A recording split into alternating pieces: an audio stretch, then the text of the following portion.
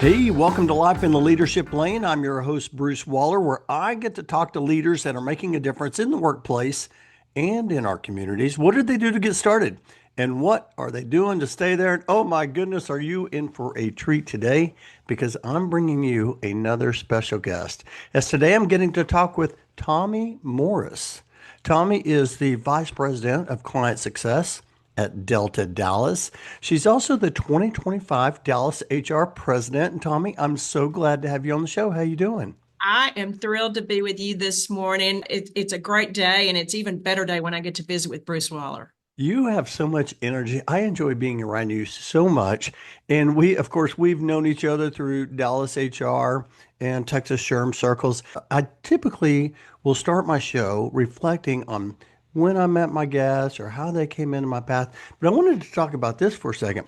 Uh-huh. I was attending the Dallas HR Leadership Links graduation ceremony. It was held over in your building at Delta Dallas. And I was trying to find my way to the room, and I got to see you and walk through your office, which was so cool.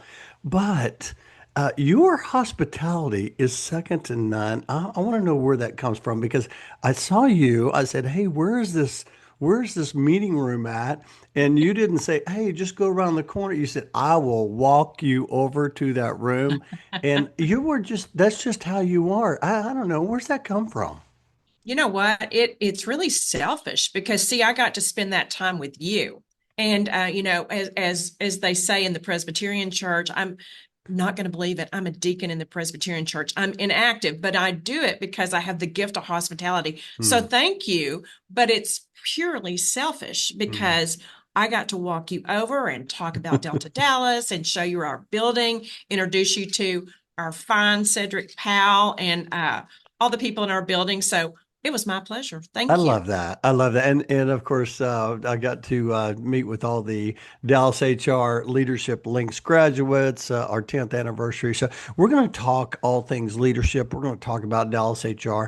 But before we get into it, and I want to hear your story because I know you, but there are some things I don't know, and I'm so excited about that. But before we do, I would love for people that are listening to hear a little bit more about Delta Dallas. Like, who is Delta Dallas and how do you serve your customers? Delta Dallas is actually, this is a great story. Linda Crawford founded us back in 1983. And you hear the Mary Kay Ash story. It's very similar. Hmm, Linda sat down with a phone book and started calling people. I And love that. as I told her, we're so grateful because of all the differences you've made in people's lives over the years. 1983, she started out mainly as an admin resource. So she placed executive assistants all over town. She named it Delta Dallas because Delta means ever changing.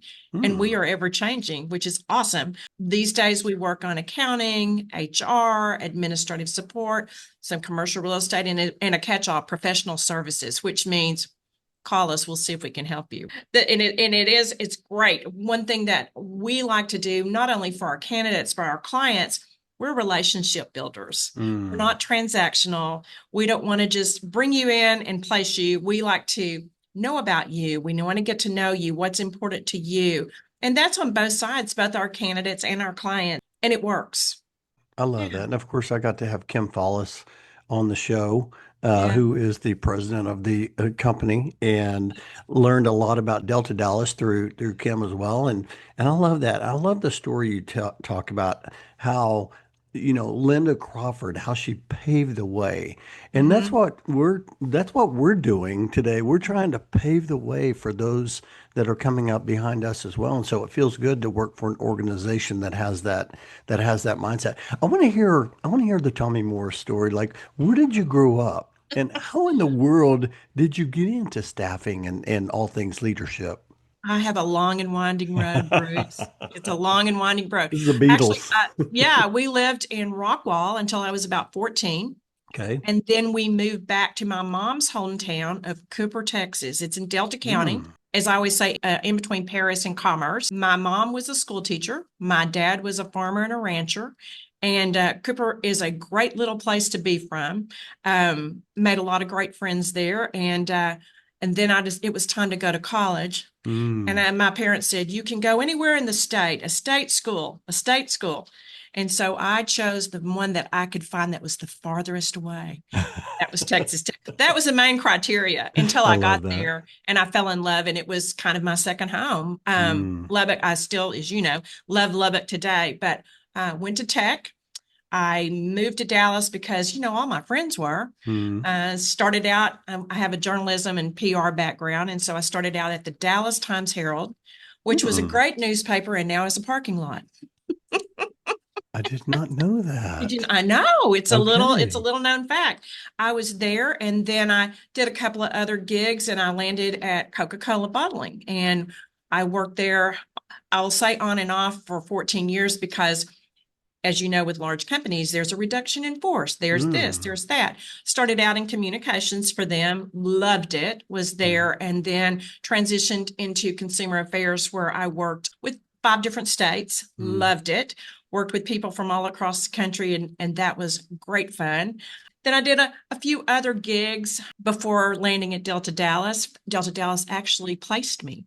Oh, Yeah, they okay. placed me. I had Wow. done some freelance work while I was raising my children, but when they got to hit junior high, I thought, oh my gosh, I've got to be around more. So I did, and then I went back to work. And when that played out, I talked to Kim, and she Mm, said, you know what, our front desk, our director of first impressions is going on vacation. Would you like to tip?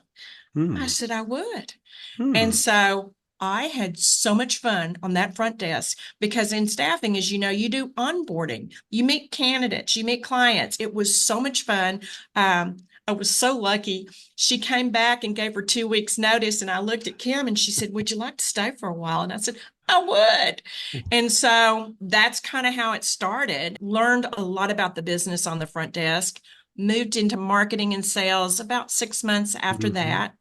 And then I started working with our clients in that next January. And that's about the time I joined Dallas HR. Mm, So great. I mean, just doors opened. I'm mm, very lucky. I'll tell mm. you, I have a lot of faith and God just puts me where I need to be. I love That's all of this. I love this yeah. story. You know what I love most is that you are now working with a company that helped place you. So Mhm. therefore, you know the feeling and the power of that organization and what they can do for their customers. Doesn't Yeah. that feel good just to know It- like you've been through yeah. the process? Now you can help others how they helped you. Mhm. I think that is it gives you some empathy for people, especially people who are looking for jobs that don't Yeah. have a current job. The most exciting part of it now for me is new grads. We Mm, love giving new grads their career start. It's so exciting because they're hungry and they're ready to go. And so and of course, as you know, we meet people from all walks of life, and it's great for somebody like Bruce Waller or Tomi Morriss, where we enjoy meeting people because there's a curiosity about them and how we can help them, right? We do. We enjoy meeting others, and I love that how you preface that with and finding out how we can help them. I love that. You know, speaking of helping others, one of the things I do like to talk about on my podcast is people that helped us get to where to get to where we're going. You know, that's one of the common threads I find with high performers. They'll all share a story how there was somebody in there on their journey that helped them. I always call them mentors, but maybe Yeah. they could be a sponsor. Were there anybody that helped you along the way? And if there were, what were a couple things about them that helped you? You know, I needed lots of help. I needed lots of help. But, I was thinking about this and I thought about my parents were very stable, hardworking people. I think they Mm, gave me a work ethic. yeah. They certainly gave me confidence. My mom was really great about, I'm the firstborn, so I was a little approval driven. And she would say, if something bad happened, I thought it was the end of the world. And she would say, this too shall pass. And so Mm, I often think about that when I'm facing a challenge. And, mm-hmm, I think as we grow older, we hear our mother's words and we think, mm-hmm, okay, you got me. mm, At Tech, I was really fortunate.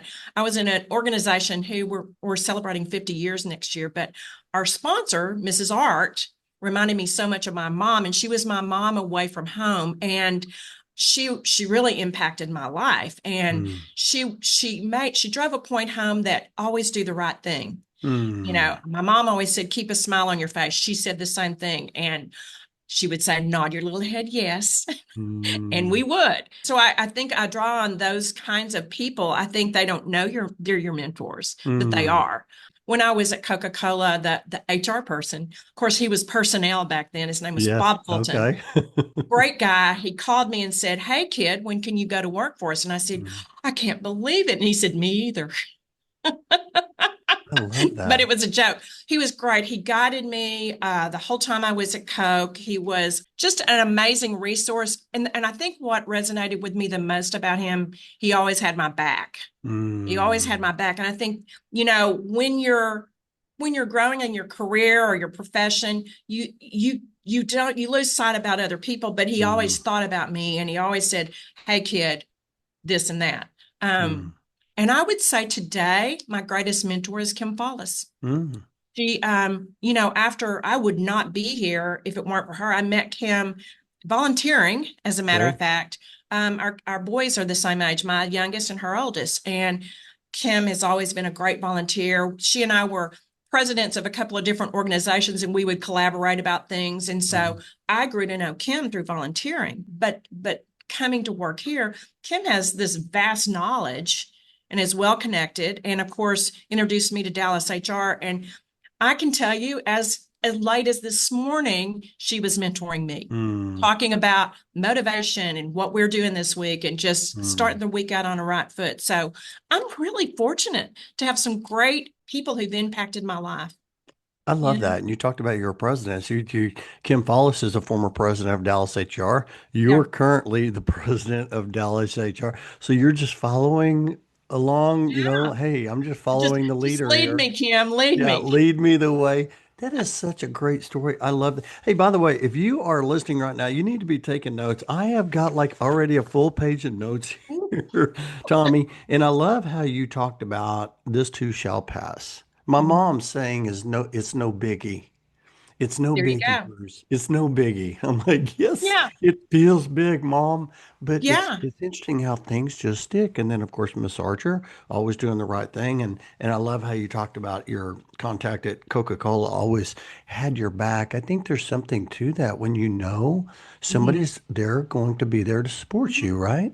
Right. Because we're going to make mistakes. Yeah, We I love are. that. And that's just what they are, just little I mistakes. love it. Hey, well, let me ask you this. I know you've been at Delta Dallas for quite a while now, maybe close to 10 years. 10 years. I just celebrated in January. Oh, Yeah. 10 year. Yeah. Okay. That's Yeah. fantastic. Yeah. Let me ask you this. And because Kim said, hey, you want to be, do some work on the first impressions desk. And hey, do you want to stick around for? So at the time you're just like, hey, yeah, I'm going to try this out. I'm going to try it. And here you are 10 years later, you found your lane. Mm-hmm. Was there a moment though when you said, you know what? I really found my lane. I found my calling. This is what I want to do. You know what? I've had several of those. Oh. I put some thought into this, Bruce. I think that there are lots of different times in your life where you do, because I think my lane has changed so much over the Mm, years. Recently, I think that my purpose now and my lane is in connecting people. I mm, think that, and I think it's because of the opportunities set before me. Delta Dallas gives me these opportunities of meeting and connecting people. Dallas HR, and I know you do this quite a bit. When I get to connect with a new member, it's fun to go have coffee, find mm, out what's going on and see who I can connect them with, because mm, I think one thing that resonates with me, not only about working at Delta Dallas, but with Dallas HR, is we do want to help people. We want to help mm, each other. And I try to leave every conversation with, how can I help you today? mm, What is it that I can help you with? And I think right now, that's my purpose. I think that's my purpose. And believe me, it pays off dividends for me. And it's what you sow, you can reap. mm. It's true. I love that. I Yeah. love all that. And you would think that that's common. And I think a lot of people want to help other people, but a lot of times they don't know how. And Yeah. what you're saying is, hey, just ask them, how can I help you? How can I help And you? try to figure out how you can help. I love all that. Hey, well, let me. I want to shift here. You're in staffing. I mean, we're in different time. We have a new administration here right now. The economy is different. The mortgage rates are higher. The interest rates. The people are working remote. So we've a lot of change over the last 5 years. What Yeah. about the staffing industry? Are there any changes going on? What's happening now in your space? To your point, landscape is changing. You've got AI, you've got new policies, you've got Mm, remote work, hybrid work. I'm going to do this, I'm going to do that. I think from what I'm seeing, I believe that both candidates and clients are being more intentional. And mm, because of that, sometimes they hold on a little bit, but I believe that they're intentional about who they want to hire, what they want them to do. I think that they're looking at bigger pictures. How does that look? Because since the pandemic, things have changed so drastically, and they continue to. We're seeing more of our clients, for the most part, they're pretty much on site with maybe one day at home. mm, There's some hybrid opportunities out there, and everybody's different. mm, Everybody's needs are different, and I just would say intentional. People are being very intentional about mm. what they're doing. How about those that are listening to the podcast right now that are in transition? Mhm. Because there's a lot of people that I know. They're like, "Hey, Bruce, just if you hear something coming up, let me know."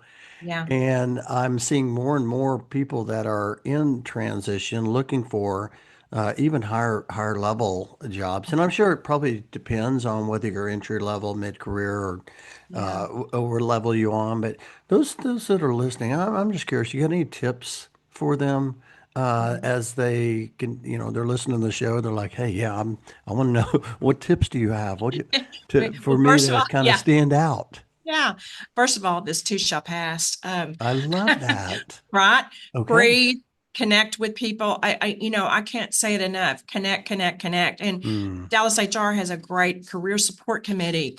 They're having a function coming up in August where they're going to do, let's see, what did they call it? A yappy hour. Mm. And it's centered around helping people network. And I think that that's a great way to be connected. Of course, call me. We'll see Mm. what we can do to help. But I think that having your ducks in a row, being intentional about what you're looking for. I Mm. think when you come in, especially with us, if you have a plan and you know what it is you want to do, and you have to be open to things that are out there. I know that sounds like I'm talking out Mm. both sides of my mouth. I think, but having an open attitude, having a great attitude, I think it carries you a long way. I just think just to connect with people is Mm. is the best way to Yeah. work through it. Yeah. I love Yeah. that. I love all of that. I think at the end of the day, it's about trying to connect with different people, learn from different people. And when you go to events like that, and we're going to get into some of the volunteer work you're doing because I want to hear more about that. But when you do, you meet people and the conversations lead you different places, just like you said. You met Kim. Next thing you know, you're working at Mhm. Delta Dallas. Next thing you know, Mhm. you're celebrating 10 years. I mean, I know. it's amazing. Hey, I want to ask you, what drives you? Because I mean, I gave you a few questions. I don't know if I gave you this question or not, but you just seem to be a very driven person. Obviously, you're very energizing is the word that comes to mind when I think about you. But what drives you? You know what? Maybe it's the fear of missing out. I'm generally a pretty upbeat person. I enjoy life. Mm, I enjoy life. And so I think that what drives me for work, I think our experienced team plus our new recruiters, our mm, younger, it's so inspiring to see them every day and being able to learn from them. Because it's a two-way street. mm, I think that I'm energized by the possibilities of what's going to happen today. mm, Um, because we're only limited by ourselves. I'm gonna talk to this prospective client and see maybe we can work together because that's what's so fun to me is when you get a new client and you can align and help and mm, work together. So I would say just getting up every day, getting Mm. out the door and being with people. And, the pandemic killed me because I was dying. I was Mm. dying not being with people. And I got Right. a note from Dustin Pascal. He had written on behalf of the Board of Trustees at Mhm. Dallas HR. Yeah. And I kept that note on a bulletin board in my kitchen because it made me connect with him and Mhm. those little things that mean so much about, I know this is really killing you not to be Mhm. around people. And it was. It Hey, was. hey, do you write notes a lot? I'm curious. And when you mentioned that note by Dustin, I'm a big Uh-huh. note writer. I was just curious, are you a note writer? I am not as good as I should be, but I am. I was taught to. I was It taught. That was one it's thing I was taught as a it child to do. And it's yes, it's very I think powerful, the isn't it? handwritten note, it means so much to you. Yeah. Yeah. Yeah. Yeah. Yeah, it means a lot. I love that. I love that. Hey, well, let's talk a little bit about your volunteer leadership. You're the president of Dallas HR. One of the questions I do like to ask my guests on the show, if I were to say, "Hey, Tommy, what's leadership to you?" I don't What know. is How would you leadership to respond to me? that? Leadership to me, I think it's more of collaborating, leading with people, Mm, being a part. I think that to me is leadership. My mother used to say, here's another one, little eyes are watching. I think being a great example oh, of what your work ethic is, what's important to you. I think there's so much of that as far as being a leader. I think that, sharing your experiences, because let's face it, I'm at that point in life. I'm not on the other side. But also, I think being a leader is also the biggest takeaway to me is mm. listening and letting people know that they're valued for their contributions, whether it be for volunteerism or whether it be at work. Everybody's contributing something. I was thinking about that when you said listening. When I do this presentation around developing influence in the workplace, I always talk about the importance of building trust. Mhm. And when I decided to do this presentation, I decided to go out and basically get feedback from all the people in my network. And I said, hey, when you think about building trust, what comes to mind? Listening was number one. Mhm. Listening was number one. It's about building trust.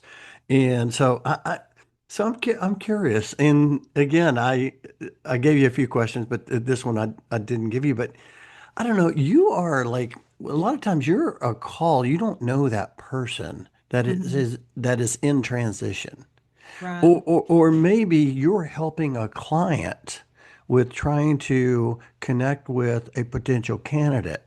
I don't know. How do you build trust with people?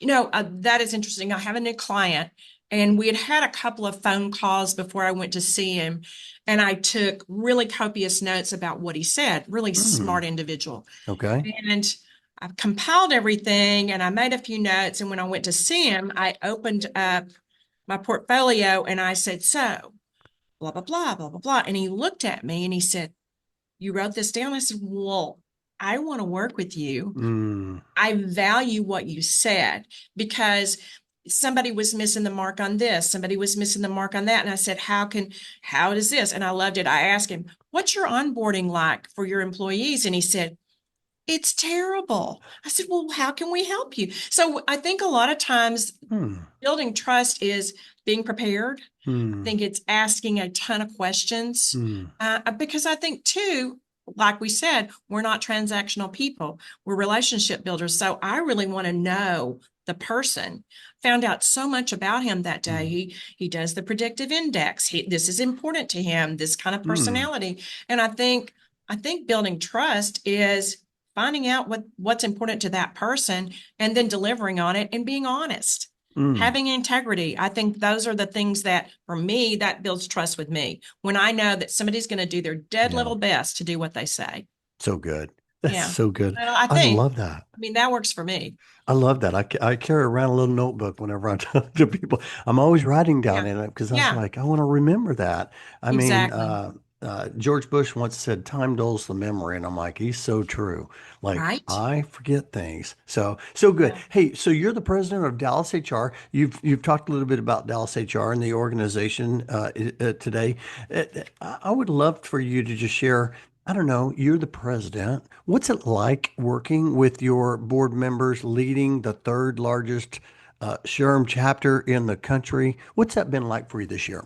It is exhilarating. It is Mm, exhilarating for one reason is because this board is filled with experience and we also have fresh, great succession planning going on, fresh ideas. Each committee, this is the greatest thing about Dallas HR. It is a well-oiled machine that is open to change. And this year we've had several changes. That's been so exciting.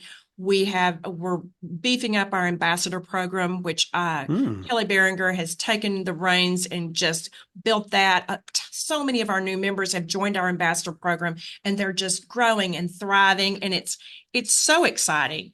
And I get to We be have, on Kelly's team. oh my, it's so great, isn't it? Yes, yeah, as the It Texas SHRM, as the HR Southwest yeah. ambassador of the conference Yeah. for Texas We have SHRM. an emerging professionals group this year that Michaela Glendenning has taken under her Mm, wing, and they are doing phenomenal things because we had a gap. And this is what I love about Dallas HR. We recognize we had a gap with that mm, between students and new HR professionals. And mhm. so they're doing some great things. We have an average of 20 to 30 who show up to their events. They're fantastic. And then we have an inclusion committee this year. Callie Miller is taking that under Mhm. her reins. They're doing some great programming, kind of finding our way, what that looks like. And so I love those things. Every committee is doing a great job. It's exciting. Collin County is having a football fun for football pool that's building scholarship money for Mm, HR students. It's just people are that's awesome. innovative and it's exciting and it's great to be a part of it. Yeah, it feels good to be Yeah. part of an organization that is, you use the word innovative. I love that. And I've Yeah. always felt like Dallas HR is just continues to find ways to serve the HR community, actually the business community, Yeah. and those serving in HR. And of course, you got to learn from Lauren Truelove. How was that? One of my favorite people in the whole world. Yeah. Yeah, Lauren is, well, and Lauren and I try to get together once a month. It's vacation time right now, but Hmm. I kind of run through a laundry list of things, and she's got great advice. And she's fun. She's really fun and smart.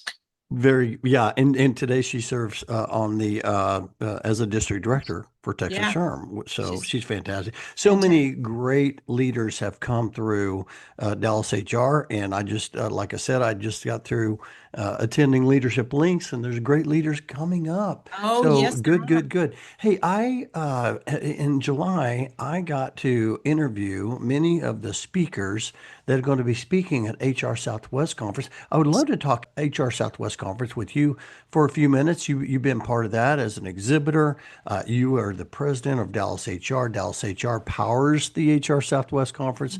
What when you think about the HR Southwest, like what are you excited about? What do you enjoy most about that conference? Well, the whole thing for one thing, but I'm really excited. We're exhibiting again this year, which is always great fun. Delta Dallas. I'm really excited about Johnny C. Taylor and Mm, Steve Cadigan as far as the keynotes. I think they're going to yeah. be really exciting. If you haven't heard them yet, I've heard both. They're fantastic. I can't wait to hear what they can share with us. Of course, all the educational sessions are amazing. I know that our education committee has gone through ed sessions. Sorry, I get there's two. Mm-hmm. They've placed some great speakers for learning. What I think is really cool is that one of the things that is innovation, uh, there's been a pivot to start on Sunday, which Mm-hmm. is awesome. It gives people time to get back to work on Wednesday. And so I think the Sunday, Monday, Tuesday is going to be a fantastic way to start conference this year with the kickoff party on Sunday night. And Mm. so I'm just excited to see how those changes, how they play out. Hey, I want to ask you a question. I want you to go back Mhm. to the first time you attended the conference.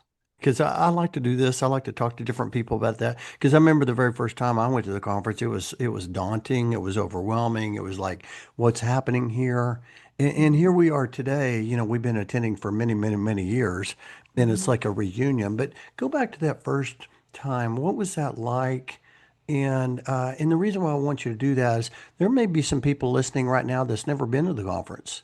And they're Yeah. like, "Hey, I'm kind of interested in that. Like, what's it going to be like for me if I attend it for the first time?" Can you think about that first time when you attended? What was it like, and what were those feelings like, and then when you left, what did it feel like?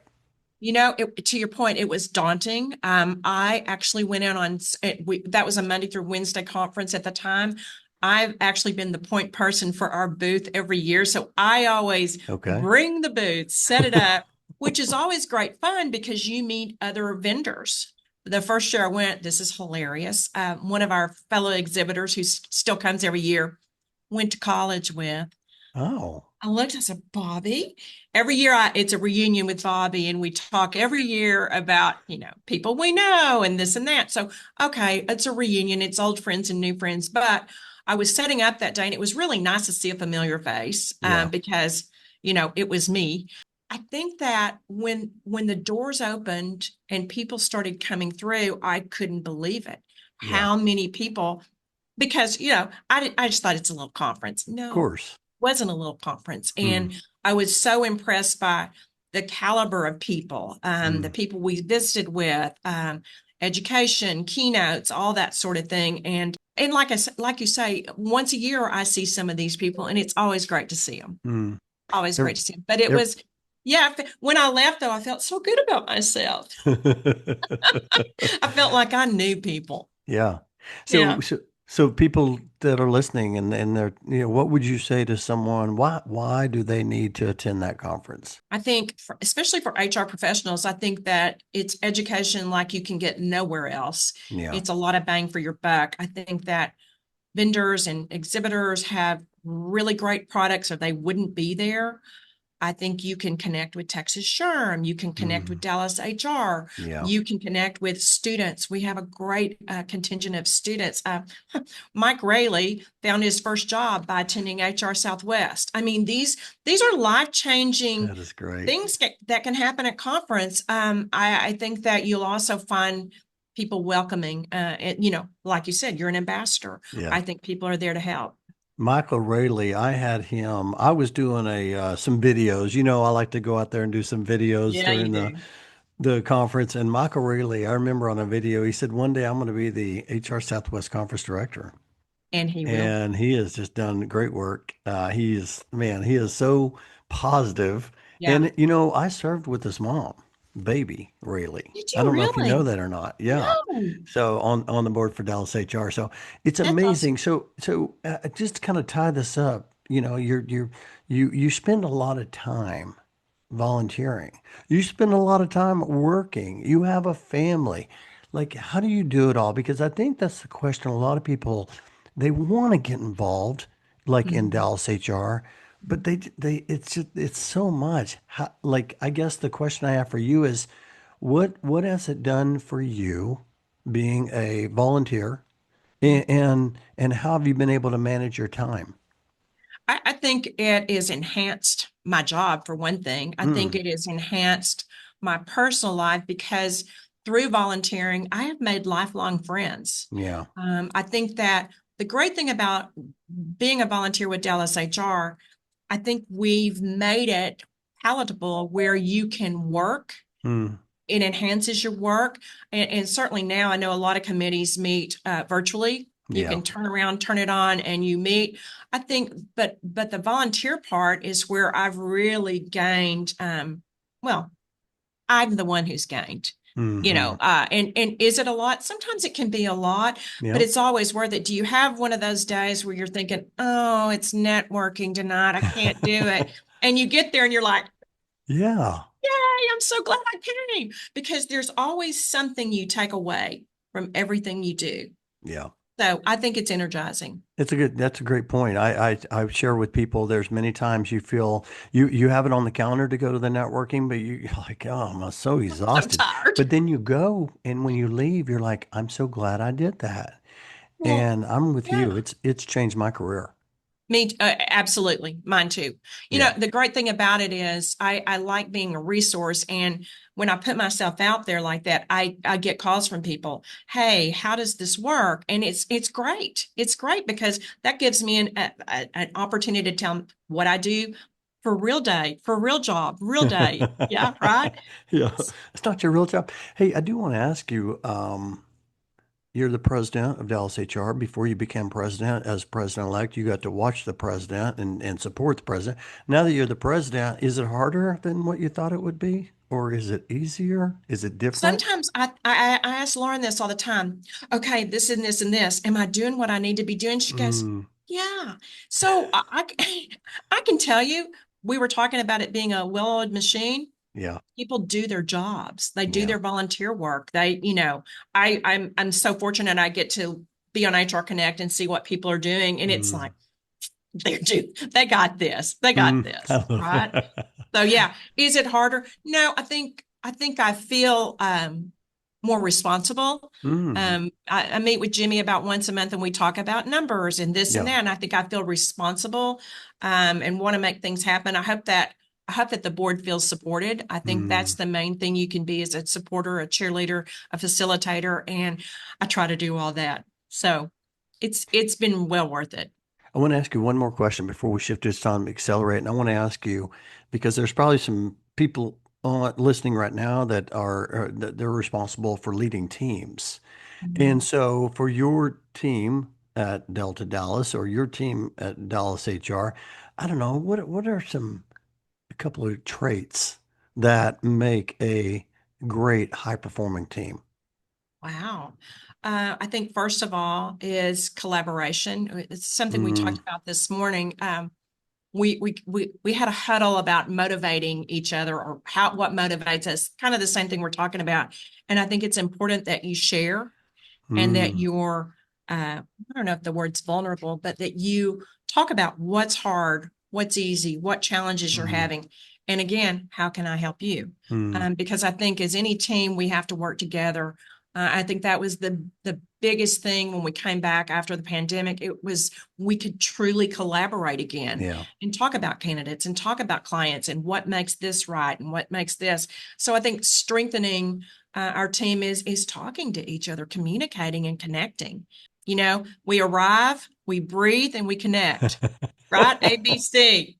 I I learned that love this that. weekend at a yoga masterclass, but it's true, right? Isn't that true? The ABCs of teamwork. I ABC. love that. I love it. Yeah. This has been so much fun. I want to shift to It's Time to Accelerate. I want to ask some fun facts. The first question I always like to ask is, are you a reader or a listener? I Which am a got reader. any favorite books or podcasts? I have a ton of favorite books, but I'm Okay. gonna I'm gonna narrow it down to one for right now that I've read a couple this summer. One was The Yeah. World Walk from Tom Turkich, who talked Oh, at it was really yeah. good and motivational. Uh He was a read a, speaker at Texas Sherman Tyler. yeah, he was Yeah. great. Okay. His book is very good. Of course, any Hmm. book that involves a dog has my heart. So I read that, but my favorite current one I keep every day, I quote her is let them. Let them. Let Mel them. I think Robbins. it's life changing. It changes your perspective about Yeah. things. Yeah. It's my current favorite. You know, I saw her at a motivational conference Did you? in at the American Airlines Center back in I think it was 2007. Wow. And John Mack, there was a lot of different, but she said a conversation can change your life. I'll I never think she's forget that. right. You know, sometimes people just say something and you just like your mom, this too shall Yeah. pass. Like Yeah. people just say things. You're just like, oh my God. And I've always remembered that from Mel Mhm. Robbins. So Mhm. good, so good. Okay, so you're a learner. You're a continuous learner. I can tell. What's something Mhm. you've always wanted to learn? I've always wanted to paint, like oil Paint. paintings. Yeah. And in Mm, fact, my mom started painting in her later life. And I mm, thought about it and I thought, I am not creative as far as crafty. I don't know how to craft. mm. My friends say to me, just pour the wine. Just pour the wine, I'll make yours, right? It's a running joke.